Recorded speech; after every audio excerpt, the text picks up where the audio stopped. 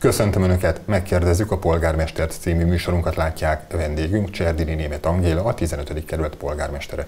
Köszöntöm, polgármester asszony! Jó napot kívánok, szeretettel köszöntöm Önöket és a kedves nézőket is!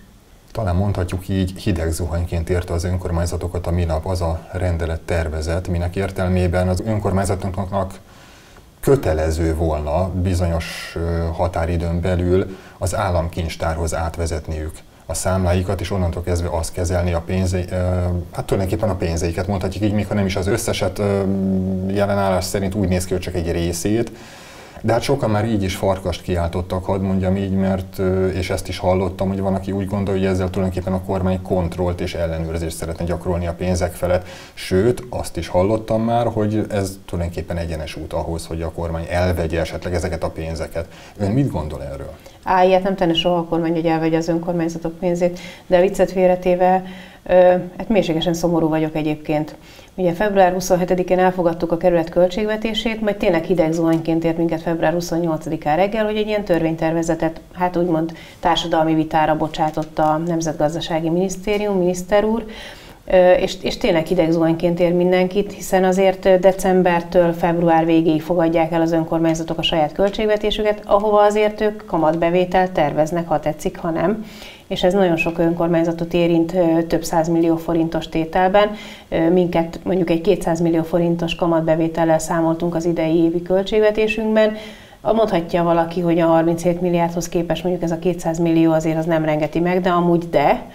Tehát ebből nagyon sok mindent lehet csinálni, akár kátyúzni, akár járdafelújításba beforgatni, és azért arról beszéltünk pontszerkesztő úrral a múlt héten a költségvetés elfogadása után, hogy azért nagyon sok minden hiányzik a költségvetés kiadási oldaláról, amire lenne igény, és akkor itt nem megyek abba vele, és nem megyek vissza a Covid-ra, hogy ugye a személygépjármű adót elvették az önkormányzatottól korábban, a kerületben megtermelt SZIA-t is visszakapta az önkormányzat, vagy megkapta az államtól az önkormányzat. Tehát így fokozatosan így vonják el az önkormányzatoktól a forrásokat, de nem a panasz napját szeretném ezzel, vagy a mértékét szeretném ezzel hangsúlyozni, hanem azt, hogy egyszerűen az önkormányzatok önállóságát fogják ezzel hát csorbítani, de gyakorlatilag most már lassan megszüntetni is, ha ezt a törvénytervezetet elfogadják. Egyébként hadd olvassam fel, mert gyönyörű a mondat. Tehát kötelezi az önkormányzat, a települési önkormányzatot, hogy a belföldi hitelintézetnél vezetett fizetési számlájáról a kincstár részére átutalja az előző évi költségvetési kiadása 5%-át meghaladó pénzeszközei, vagy a következő munkanap végéig ellátandó feladataihoz, illetve teljesítendő fizetési kötelezettségeihez nem szükséges pénzeszközei közül a magasabb értékű összeget. Magyarul nem maradhat az önkormányzat számláján gyakorlatilag csak az, amit holnap elkölt az ember, mármint az önkormányzat, a többit azt éppen a kincstár számláján kell vezetni. És nem hullajtva a könnyeket a bankok felé, mert nem erről szól ez a történet, zárójel nem tudom, miről szól igazából a történet, de azért nekünk volt egy jó viszonyunk a számlavezető bankunkkal. Ott a számlavezető bankunknál az éppen nem elköltendő, mondjuk 3 hónapon belül nem elköltendő pénzeket tudtuk kezelni, és tudtunk erre kamatot is kapni. És minden önkormányzat, ez nem csak minket érint, de ez, hogy ezt így fogja magát, és akkor az államkincstár számlájára utaljuk be, azért, mert majd átlátható legyen az önkormányzatok gazdálkodása, szeretném jelezni, hogy az ASP rendszeren keresztül minden kiadásunkról forint fillérre tud a magyar állam. Tehát nem tudjuk nélkülük megcsinálni, mert föl kell vezetni egy központi rendszerbe. Jelzem egyébként, hogy a polgármester felelőssége nyilván, hogy mit ír alá, milyen kötelezettségvállalást, és akkor abban nem megyek bele, hogy a kincstárnál van az önkormányzat számlája, akkor majd a harmadik félnek, hogyha ott csúszás van, akkor a kamatot ki hogy fizeti, mert esetleg mondjuk a kincstár nem utalta vissza az önkormányzat számlájára, hogy mi átutaljuk a harmadik szerződő félnek azt az összeget, amivel tartozunk neki egy-egy munka, vagy egy-egy kifizetés kapcsán. Ez nagyon bonyolult, és nagyon megnehezíti az önkormányzatok sorsát. Arról nem beszélve, hogy a saját bevételeinkkel ugye mi gazdálkodunk, mint önkormányzat. Az, hogy az államtól kapott bevételeket nyilván elszámolás alapján mire kell költeni, mondom, így is tudja mindenki, de az egy másik kérdés, de az, hogy mi saját bevételből mire költünk, azt hadd ne már az államkincstárnak a számláján kelljen vezetni. Egyébként vannak olyan tételek, amit már most is az államkincstár számláján kell vezetni, tehát az uniós forrásokat, vagy például az államtól kapott támogatásokat, azt egy külön elkülönített számlán kell vezetni, és akkor arról lehet mindenféle kifizetéseket eszközölni. De ez valami elképesztően többletadminisztrációt róna az önkormányzatokra, és hát nem utolsó sorban az önállóságát veszíteni el ezzel az önkormányzat, hogy nem akkor költöm el azt a pénzt, amikor nekem éppen jól esik, hanem majd lesz egy-két kolléganő pluszba hozzáteszem, aki majd azt figyeli, hogy egyébként holnap után milyen pénzeszközre szükségem, hogy átutaljuk a harmadik partnernek. Abban már nem megyek bele továbbra is, hogy a fővárosi forrás megosztással mi lesz. Tehát a főváros most kinek fogja utalni, ugye 1/3 a költségvetésünknek az iparűzési adó, amit a fővárostól kapunk meg. Azt mondja, először átutalja a főváros nekünk, mi meg visszautaljuk a kincstárnak. Tehát valami elképesztően nem gyakorlatias ez a történet. Nyilván nem látjuk még a részletszabályokat. Remélem, hogy nem is fogjuk látni a részletszabályokat, mert ha szerencsénk van, akkor ezt ugye, hogy van, leveszik napirendről. És azért a dolog pikantériáját az adja, hogy ugye 900 milliárd forintról beszélnek, ennek körülbelül 400 milliárd forintnyi összegét a megyei jogú városok, Budapest, mint főváros, és a kerületek adják össze. Tehát ez a 46 település az, akinek most október 26-áig a törvénytervezet szerint erre a kincstári számlára kell utalnia a saját forrásait és a saját bevételeit. És majd utána jönnek a többi önkormányzatok. Szóval szerintem egyszerűen penetráns, nem tudom kinek az agyából pattant ki, hogy ezt így oldják meg, és ebből látszik az, hogy baromi nagy gondban és bajban van a magyar államnak a költségvetése, orbaszájba ígérgetnek mindenféléket, és valahol ezt ki kell pótolni. Csak én úgy gondolom, hogy nem biztos, hogy az önkormányzatoktól kell ezeket kipótolni. Szintén a múlt héten beszéltünk arról, hogy azért milyen elvonások vannak, tehát még ezen túl majd most még oda utalni a kincstár számlájára, hogy ők az egyensúlyukat meg tudják valósítani, vagy legalábbis valamennyire szinten tartsák. Ugye az államkincstár kamatbevételt nekünk nem fog fizetni, cserébe a tranzakciós illetéket, vagy nem tudom majd, hogy fogják hívni, azt azért majd lehet, hogy kiszámlázza a saját pénzünkre, hogy ő majd átutalgathassa. Tehát teljesen fölösleges metódusok vannak, úgyhogy nem is értem, hogy ez hogy jött. A nemzetgazdasági miniszter ugye társadalmi egyeztetésre, vagy hát egyeztetésre kérte föl az önkormányzatokat, illetve nem is egyeztetésre, véleménynyilvánításra. Az önkormányzatunk megírta Nagy Márton nemzetgazdasági miniszternek a levelét. Hát gondolom ezt várta egyébként, és nagyon remélem, hogy amit ott leírtunk, azt ő megfogadja, és egy picit átgondolják, és a picit átgondolják, azt konkrétan elvetik ezt az ötletet. Ezzel nem a mi önkormányzatunk szenved csak, hanem mind a 3200 település. Ahogy ön is említette, meg én is említettem, még nagyon sok részlet nem ismert, és hát azt nem mondom, hogy túl sok időnk van addig, mert ugye például a kerületeket ez októbertől érinteni. Hát legkésőbb akkor majd okosabbak leszünk, vagy talán még előtte ezeket az államkincstári számlákat illetően, meg ennek a pontos menetét illetően. Hát meglátjuk, hogy alakul majd. Nagyon remélem egyébként, hogy nem októberben fog ez kiderülni, hogy akkor holnap utalni kell. Tehát, hogyha ezt elfogadják, ezt a törvényt, akkor valószínűleg ebben az ülésszakban, tehát a tavaszi ülésszakban elfogadják. És hozzáteszem, nagyon remélem, hogy nem fogják elfogadni ezt a törvényjavaslatot.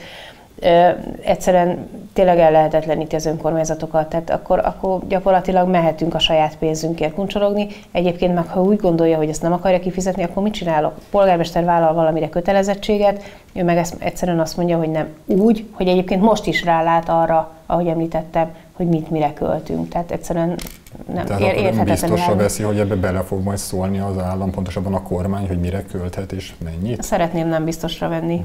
De mondom, most is látnak mindent, tehát nekem ne akadályozza meg azt, amiért én felelek, mint polgármester, hogy azt megköthetem-e, vagy nem, vagy megvehetem ezt a poharat, vagy csészét, vagy nem vehetem meg, és direkt túloztam, tehát azért ennél nagyobb összegekről beszélünk. Remélem, hogy nem tartják ezt meg, és nem lesz ebből törvény ebből a javaslatból. Még tervezőasztalon sem volt mondjuk így ez a javaslat, amikor az önkormányzat, akkor fogalmazunk így szerencsés módon már birtokában volt annak a pénznek, amit elköltetett arra, hogy fejlessze a kerületet, például egy parkot hozott létre, ami novemberben kezdték el építeni, jól tudom, de ugye, és tulajdonképpen most lett kulcsra kész, sőt, tulajdonképpen egy erdőnk is lett, ha úgy vesszük, bár az egy civil kezdeményezéshez csatlakozott ott az önkormányzat, tehát ennyiben azért kicsit külső projekt ez. Hát az, hogy erdő, igen, 150 fa, kvázi 30 négyzetméteren pontosan? 50 négyzetméteren, igen, a Csobogós lakótelep tövében, ugye a patak mellett egy úgynevezett Miyawaki erdőt ültetett az önkormányzat a 10 millió fa alapítvánnyal közösen. Ez azt jelentette, hogy ugye Gyurkó alpolgármester a környezetvédelemért felelős, és ő neki ebben nagyon sok munkája van, és ezt ezúton is köszönöm, illetve az alapítvány munkatársainak is köszönöm a munkáját. Ugye ez egy ültetési technika, technológia, igen. És akik ott voltunk, többen hallottuk, hogy milyen fajtájú fákat telepítettünk. Nem biztos, hogy ez az összes tő ott megmarad, hiszen arról szól a történet, hogy a legéleterősebb maradjon meg majd, és valóban egy erdő legyen ebből a... Igen, ugye minél sűrűbben ültetik, hogy harcoljanak a tápanyagokért. Egymás ellen a saját magukért, saját maguk fennmaradásáért. Remélem, hogy ebből valóban egy erdő lesz 50 négyzetméteren. Én úgy gondolom, hogy próbának jó volt. Ebben az önkormányzat azért nagyon sok energiát és pénzt fektetett. A Palota Holdingon keresztül, ugye, akik a talaj, hát nem azt mondom, hogy cserét, de azért ott elég komoly talajmunkákat kellett végezni, hogy jó földbe tudják, vagy tudjuk elültetni ezeket a facsemetéket, és ha most valaki oda megy, akkor valószínűleg ilyen kis nyesztett kis ágakat, vagy hát ilyen pici valamiket lát, de remélem, hogy nagyon hamar ebből valóban egy erdő lesz.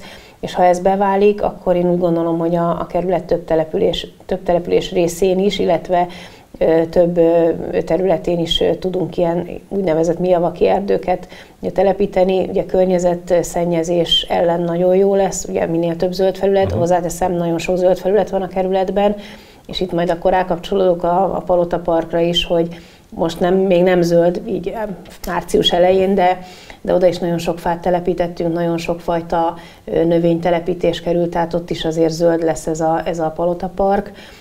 Lehet, hogy van rajta, nem tudom én, térkő, meg térburkolat, azért mondjuk fát nem lehet, vagy nem tudom én milyen talajt nem lehet egy szökőkút, meg egy párásító alá tenni, tehát oda értelemszerűen kellett a kő kiépítés.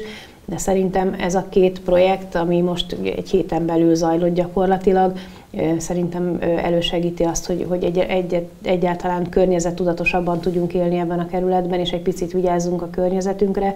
Nekem nagyon tetszik a Palota Park, nagyon szép lett, és én nagyon remélem, hogy vigyáznak is rá, vigyázunk is rá, és akik azt használják, ők megfelelő módon használják.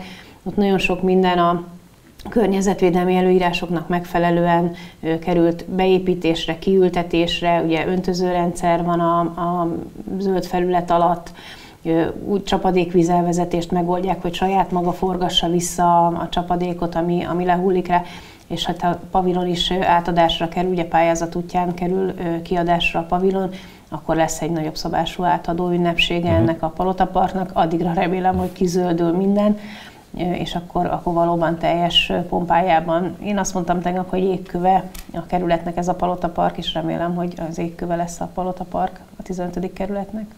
Palota Park, mini erdő, vagy mijavaki erdő, ahogy hivatalosan nevezik. Mindez az első néhány hónapon belül, közvetlenül azután, hogy el is fogadták a költségvetést. Hadd fogalmazok így, zöld terület és közterület szempontjából repülőrajtot vett a kerület. Mi várható még idén? Vannak esetleg még olyan projektek hasonlóak, amik még erre az évre várnak, és mondjuk biztosra mondhatók? Hát a repülőrajtot azt inkább most engedjük el, ez egy kicsit más kontextusban hangzik el országos szinten. Elkezdjük a Drégelyvár utcai pavilonoknak a rendezését. Nagyon remélem, hogy ha nem is fizikailag már ott pavilonbontások lesznek idén, de a tervezés mindenképpen elkészül, és hát minimálisan, de minden kerületrészre, minden városrészre, minden úgymond egyéni önkormányzati körzetre kerül valamilyen fejlesztési forrás, úgyhogy mindenképpen lesz különböző fejlesztések egy-egy területen. Lehet, hogy kis picike, lehet, hogy egy kicsit nagyobb, Karácsonymenőparkba is egyébként tervezünk fejleszteni, úgyhogy nagyon remélem, hogy mindenki megelégedésére, illetve hát azt már most tudom előre, hogy nem mindenki megelégedésére, de a nagy többség megelégedésére próbáljuk fejleszteni ezt a kerületet, és ez a költségvetésben tételesen szerepel. Én azt kértem a képviselőtársaimtól, hogy mindenki, akinek a körzetében valamilyen fejlesztés a költségvetés szerint idén megvalósul, az írja ki és propagálja, amit írja ki a közösségi oldalára, és propagálja, legyen szíves azt, hogy nála milyen fejlesztés lesz.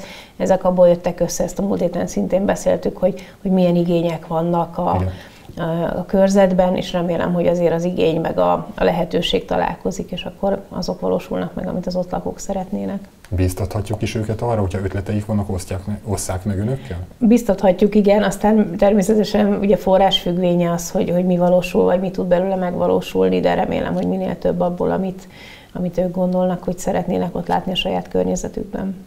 Nos, akkor egy mini erdőnk és egy új parkunk már van, aminek ráadásul az utóbbinak, még a hivatalos átadója később is lesz, de március 15-i ünnepségek kapcsán ott már közvetlenül mellette történik majd a koszorúzás, tehát már akkor is lehet akár a parkot úgy igénybe, hogy ott lehet gyülekezni. Hát polgármester azt, hogy meglátjuk, hogy rögtön az első ilyen alkalommal hányan lesznek, és mit szólnak hozzá, aztán majd az átadón folytatjuk. Köszönöm szépen, hogy itt volt velünk. Köszönöm a meghívást. Önöknek is köszönöm, hogy minket választottak. Jövő héten újból találkozunk. Viszontlátásra!